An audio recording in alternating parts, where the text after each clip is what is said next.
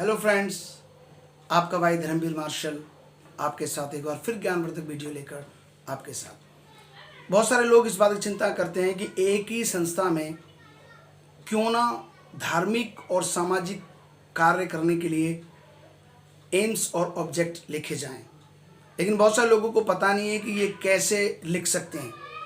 तो मैं आज आपको बताऊंगा कि बड़ी आसानी से आप दोनों काम, धार्मिक हो या सामाजिक हो, दोनों काम बड़ी आसानी से एक ही संस्था के अंदर आप कर सकते हैं। बहुत सारी संस्था रजिस्ट्रेशन कराने का मतलब है कि उनके लिए ऑडिट कराना, उनके अकाउंट खुलाना, बहुत सारे लाइसेंस को दोबारा से सबके लिए लेना, सबका अकाउंट को मेंटेन करना बहुत मुश्किल होता है।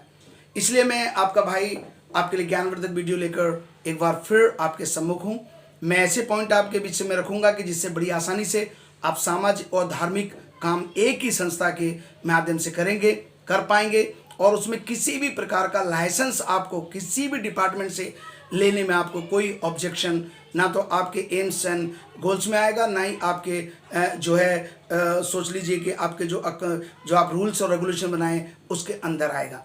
तो मैं बात करता हूं कि आप किस प्रकार से आपको एम्स एंड ऑब्जेक्ट्स सोसाइटी के बनाने चाहिए। अब हम धीरे धीरे उन बातों को सीखेंगे, स्किप ना करें, लंबी हो सकती है लेकिन सुचारू रूप से आप सुने, जिससे कि आपके लिए ज्ञानवर्धक हो और भी बहुत सारे लोगों को आप बता सकें, जिससे कि वो भी लाभ को प्राप्त कर सकें। सबसे पहली बात मैं बात करना चाहता हूँ, दो प्रकार के एम्स एंड ऑब्जेक्ट्स होते हैं। पहला होता है एम्स ऑब्जेक्ट, वो जो सोसाइटी एक्टिविटी जो कार्यक्रम करती है। दूसरे होते हैं अनक्लियरली ऑब्जेक्ट और सोसाइटी के ऑब्जेक्टिव जो एक्टिव ऑब्जेक्ट क्या होते हैं एक्टिविटी के, वो मैं अब आपको धीरे धीरे करके बताऊंगा और ध्यान से आप उसको लिख भी सकते हैं और ध्यान से सुन भी सकते हैं, रिकॉर्डिंग भी आप कर सकते हैं। पहला नंबर सबसे पहले आता है, आप एक हेडिंग बनाएं जिसका आप नाम लिखें लिटरेसी। लिटरेसी प्रोग्राम का मतलब है साक्षरता कार्यक्रम। उस कार्यक्रम के अंदर आप क्या करेंगे, पहला नंबर आप एडल्ट एजुकेशन लिखें। एडल्ट एजुकेशन यानी कि प्रौढ़ शिक्षा। समाज के अंदर जो भी गरीब या ऐसा व्यक्ति, जैसी बहन भाई बच्चे जो बेचारे किसी कारण से, गरीबी के कारण से वो पढ़ नहीं पाए, तो आप उनको प्रौढ़ शिक्षा के माध्यम से चाहे दिन में या रात में 1 घंटा या 2 घंटा आप उनको पढ़ाएं, जिससे कि देश के अंदर जो साक्षरता का कार्यक्रम किया जाए और वो भी अपना जीवन एक अच्छी तरीके से पढ़े लिखे इंसान होने के नाते वो अपने जीवन को चला सकें। दूसरा इसमें आप लिख सकते हैं वो है प्रिपरेटरी स्कूल, यानी कि प्रारंभिक शिक्षा। ऐसे बच्चे जो गरीब हैं, जिनके माता पिता ज़्यादा आमदनी नहीं है, उनके बच्चों को आप अपने यहाँ रखकर उनको शिक्षित कर सकते हैं और शिक्षित करने के बाद उनको मेन स्कूल में आप उनको एडमिशन करा सकते हैं, जिससे कि उनका अच्छा स्कूल में एडमिशन हो जाए। और उसके बाद आप उनको प्राइमरी स्कूल और 8वीं तक का स्कूल और हाई स्कूल या 12th तक स्कूल का भी इस प्रिपरेटरी स्कूल्स प्रोग्राम को आप आगे लेके चल सकते हैं। उसी में उन चीज़ों को आपको लिखना है। उसके बाद होता है स्पॉन्सर द नीडी चाइल्ड। ऐसे बच्चे जो बेचारे गरीब हैं, जिनके माता पिता उनको स्पॉन्सर नहीं कर सकते हैं, पढ़ा नहीं लिखा सकते हैं, ऐसे लोगों को, और वाकई में बच्चे जो अच्छे योग्य बच्चे हैं, उनके अंदर पोटेंशियल है, उनके अंदर कुछ करने की जिज्ञासा है, ऐसे बच्चों को संस्था स्पॉन्सर करेगी, जिससे कि वो अच्छे भविष्य में पढ़ लिख कर, ट्रेनिंग लेकर अच्छे एक देश में और अपने परिवार का नाम को रोशन कर सकें। उसके बाद जो हम बात करते हैं मल्टी रिलीजन। हम मल्टी रिलीजन ये क्या है, ये इस कार्यक्रम के अंदर संसार के और हमारे देश के जितने भी धर्म पाए जाते हैं उन सब की हम सिस्टमेटिक तरीके से शिक्षा इस संस्था के इस कार्यक्रम के द्वारा देंगे, जिससे कि समाज में लोग सभी के विश्वास को समझ सकें, सभी धर्म शास्त्रों को अच्छी तरह जान सकें और वो अपने जब धर्म शास्त्रों को जानेंगे तो एक मानवता का, एक प्रेम का और भाईचारे का माहौल को आप क्रिएट कर सकते हैं। उसी के आप उन ट्रेनिंग के द्वारा आप ट्रेनिंग दें, उसके अंदर आप एपोस्कल ऑर्डिनेशन रख सकते हैं। उसके साथ आप डिसाइपलशिप की ट्रेनिंग रख सकते हैं। उसी के साथ आप BTH MTH की ट्रेनिंग रख सकते हैं और बहुत से शिक्षाएं ऐसी दे सकते हैं। इसी के अंदर मल्टी रिलीजन की हम बात करते हैं, जो सब धर्म जो टीचिंग होती है उसकी हम बात करते हैं, केवल एक की बात नहीं करते थे। इसी के अंदर आप जो है इस प्रकार की ट्रेनिंग भी, अपनी धार्मिकता की भी ट्रेनिंग, धर्म की भी ट्रेनिंग, आप सभी धर्म की ट्रेनिंग आप दे सकते हैं। उसके बाद हम बात करते हैं वोकेशनल ट्रेनिंग। वोकेशनल ट्रेनिंग क्या होती है? इसको हम व्यावसायिक प्रशिक्षण कहते हैं। जो ऐसे लोग जो बेरोजगार हैं समाज में, चाहे वो बहन बेटियां हों, वो किसी गरीबी के कारण या काम धंधे के कारण या परिवार में उनकी जिम्मेवारी होने के कारण वो कुछ सीख नहीं पाएंगे, तो व्यावसायिक प्रशिक्षण के माध्यम से आप उन बहन बेटियों को कढ़ाई, बुनाई, सिलाई, कंप्यूटर इत्यादि की ट्रेनिंग देकर उनको एक रोजगार दिला सकते हैं, जिससे कि अपने पैरों पर खड़ी हों और आगे भविष्य में जो है वो देश के विकास के लिए बहुत सा काम कर सकें। उसके बाद मैं बात टॉपिक लेता हूं, वो है जो है प्रोग्राम्स मतलब डेवलपमेंट प्रोग्राम्स। डेवलपमेंट प्रोग्राम क्या होते हैं? विकास के कार्यक्रम। अब विकास के कार्यक्रम के आप क्या करेंगे? पहला नाम लिखना है सोशल डेवलपमेंट। सोशल डेवलपमेंट क्या होता है? उसको हम कहते हैं जो है सामाजिक विकास। सामाजिक विकास में क्या करते हैं? समाज के ऐसे लोग, इस जो सोसाइटी ऐसे कार्यक्रम करेगी कि जो लोग कार्य करें, जो लोग इस दुनिया में सामाजिक न्याय मिला, समानता का अधिकार नहीं है, और जो उनके बीच में जो है मानवता का अधिकार नहीं है, और जो है उनके प्रेम और मेल मिलाप की बातें नहीं है, तो इस सोशल वर्क की, इस कार्य के जो सोशल डेवलपमेंट के कार्यक्रम के अनुसार उनके अधिकारों की, उनको सही तरीके से जीवन यापन कर सकें, उन चीज़ों की इसमें जो है हम शिक्षा दे सकते हैं। उसके बाद आता है economic development.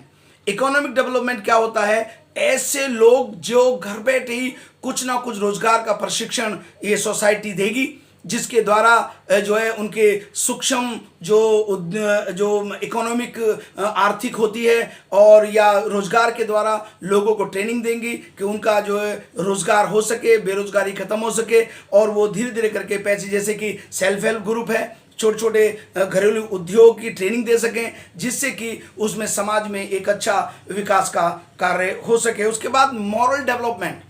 Moral development programme क्या होता है कि हम नैतिक चरित्र को सुधारने की बात करते हैं। ऐसे लोग जिनका जीवन सही नहीं है और वो मानसिकता से परेशान है, ऐसे लोगों को संस्था ऐसे कार्यक्रम चलाएगी जिससे कि उनका चाल चलन अच्छा हो, और मानसिकता के जो नैतिक है, जो मानसिकता में उनकी नैतिक शिक्षा हम उनको दे सकें कि वो मानसिक तौर से और शारीरिक तौर से जो है प्रशिक्षित होकर समाज में एक अच्छा जीवन को जी सकें। उसके बाद हम बात करते हैं मेडिकल्स में आप क्या क्या कर सकते हैं? मेडिकल्स बहुत बड़ा ग्राउंड है। मेडिकल में सबसे पहली बात, मेडिकल के विषय में आप जो बात कर सकते हैं वो आप कर सकते हैं मेडिकल कैंप। यानी कि आप मेडिकल कैंप लगाएंगे समाज के सभी गरीब वर्ग के लोगों के लिए। आप मेडिकल कैंप लगाएंगे, वो शिविर और सेंटर का आयोजन करेंगे, जिससे कि वो वहाँ पर आएँ और अपनी चिकित्सा, जो भी उनकी समस्याएं हैं उनको बताएं, और उनके लिए आप मदद करें, चाहे वो चेकअप के रूप में हो, चाहे दवाइयों के रूप में हो। तो आप जो लिख लेंगे मेडिकल कैंप एंड सेंटर, यानी कि मेडिकल कैंप के द्वारा, शिविर के द्वारा, केंद्र के द्वारा आप लोगों को जो है चिकित्सा का, स्वास्थ्य चिकित्सा की सेवा जो आप प्रदान करेंगे। उसके बाद मेडिकल रिलीफ, यानी कि मेडिकल रिलीफ क्या होती है? ऐसे लोग जो गरीब हैं और बेचारे शोषित हैं, वो कुछ दवाइयाँ नहीं खरीद सकते हैं, चेकअप नहीं खरीद सकते हैं, तो ऐसे लोगों को आप राहत पहुंचाने के लिए, उनको रिलीफ यानी कि चिकित्सा राहत देने के लिए आप उनके बीच में काम कर सकते हैं। चाहे उनका चेकअप कराना हुआ, चाहे उनका जो है दवाई दिलानी हुई, इस तरीके से आप अच्छी तरीके से जो है मेडिकल रिलीफ के द्वारा भी काम कर सकते हैं। मेडिकल क्लिनिक, उसमें डॉक्टर आएगा, लोग आएंगे टाइम से, और जो है उनको चेकअप किया जाएगा, दवाई दी जाएगी, एडवाइस दिया जाएगा, काउंसलिंग की जाएगी, जिससे कि एक जो है इस क्लिनिक जो चिकित्सा का जो केंद्र है उसके द्वारा अच्छे से ज़्यादा लोगों को अवेयरनेस मिल सके अपने हेल्थ के विषय में, परिवार के विषय में, और अपने जो बीमारियां हैं उनके विषय में अवेयरनेस कर सकें। उनके बीपी है, शुगर है, कई प्रकार की बीमारियां जो लोग केयर जो होता है वो है दिन की, जो बच्चे, ऐसी औरतें जो गरीब हैं, जो फैक्ट्री में जाती हैं, काम धंधा करने जाती हैं या कई और घरों में काम करती है, लेकिन उनके बच्चे जो होते हैं उनको रखने के लिए कोई नहीं होता है, तो सोसाइटी ऐसे लोगों के काम करेगी जो कि उनके बच्चों को रखकर, जिससे कि वो जो माँ हैं आराम से जा सकें और अपने बच्चों का जीवन को अच्छी तरीके से पालन पोषण कर सके। उसके बाद हम बात करते हैं जो है उसकी डे केयर की बात होगी। उसके बाद हम बात करते हैं अदर्स प्रोग्राम।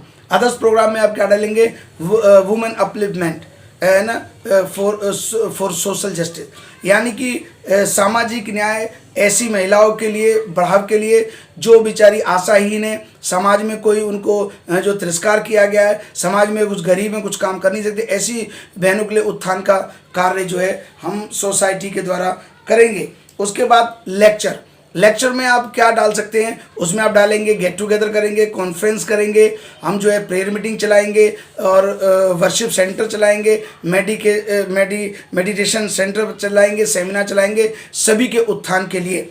क्रिश्चियन सर ऐसे सेंटर जो नशा मुक्ति केंद्र चलाएंगे, जिससे बहुत सारे लोग जो है वो नशे में लिप्त हैं, जवान हैं, बहुत से भाई हैं, उन लोगों को हम यहाँ रखेंगे जिससे उनका नशा मुक्ति जो है उनका हो सके। क्राइसिस मैनेजमेंट में सोसाइटी काम करेगी। अचानक आपदा जो आ जाती है उसमें, जैसे कोरोना आ गया था और भी कोई अर्थक्वेक आ जाता है, उसमें जो है संस्था जो है उन सारे समाज के विकास के लिए, उनको रिलीफ देने के लिए जो है क्राइसिस मैनेजमेंट में काम करेंगे। उसका वर्क फॉर डिसेबिलिटी, यानी कि दिव्यांगता के ऊपर हम काम करेंगे। ऐसे कोई भी दिव्यांग भाई बहन हैं उनके बीच में हम उन कार्यक्रम को करेंगे जिससे कि उनका जीवन जो है आसानी से जी सके। उसके बाद प्रोजेक्ट की बात करते हैं। सरकार के द्वारा चलाए गए प्रोजेक्ट या मदर एनजीओ के द्वारा चलाए गए प्रोजेक्ट या फंडिंग एजेंसी के द्वारा अपने उद्देश्यों को पूरा करने के लिए उनके साथ मिलकर हम काम करेंगे। अब बात आती है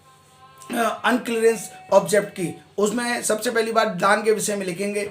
उसमें क्या लिखते हैं कि सोसाइटी किसी प्रकार का दान लेती है या वो खुद जमा करती है या कोई उसको देता है, चाहे वो गिफ्ट के रूप में हो, डोनेशन के रूप में, या किसी कैश के रूप में, या किसी वस्तु के रूप में, या किसी लीगल तरीके से आपको किसी ने दिया है या आपने लिया है, वो सब सोसाइटी के विकास और उद्देश्य के पूरा करने के लिए लगाया जाएगा।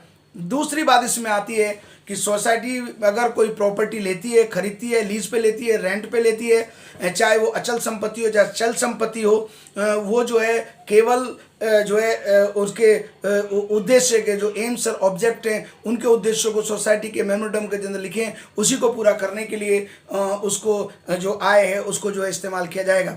तीसरी बात, कोई इनकम हुई है, लाभ हुआ है प्रॉपर्टी के द्वारा, चाहे चल संपत्ति है चाहे अचल संपत्ति है, उसमें से कोई भी शेयर किसी भी सदस्य को डायरेक्टली या इनडायरेक्ट नहीं दिया जाएगा। वो सारा का सारा इनकम जो लाभ सोसाइटी को हुआ है वो उसके सोसाइटी के विकास के कार्य के लिए जो उद्देश्य बनाए उसके कार्य के लिए करेगा। कोई भी पुराना सदस्य या नया सदस्य किसी भी रूप का सदस्य हो जिसकी मेंबरशिप इस संस्था में हो, उसे किसी प्रकार का भी डायरेक्ट या इनडायरेक्ट जो है लाभ नहीं दिया जाएगा। सारा का सारा सोसाइटी के विकास के लिए लगाया जाएगा। मैं आशा रखता हूँ ये वीडियो आपको लाभदायक हुई होगी और दूसरे ऐसे भाई लोगों को जो है आप शेयर करें। मैं फिर आपसे अपील करता हूं, इसे शेयर करें, लाइक करें, सब्सक्राइब करें। अगर कोई क्वारी है तो आप जो है मेरे व्हाट्सएप पे 9910092718 पर मुझे व्हाट्सएप कर सकते हैं। मैं आपकी पूरी मदद करूंगा। आपका भाई धर्मवीर मार्शल आपके साथ। आपका दिन शुभ रहे। जय मसीह की। Praise the Lord. नमस्कार।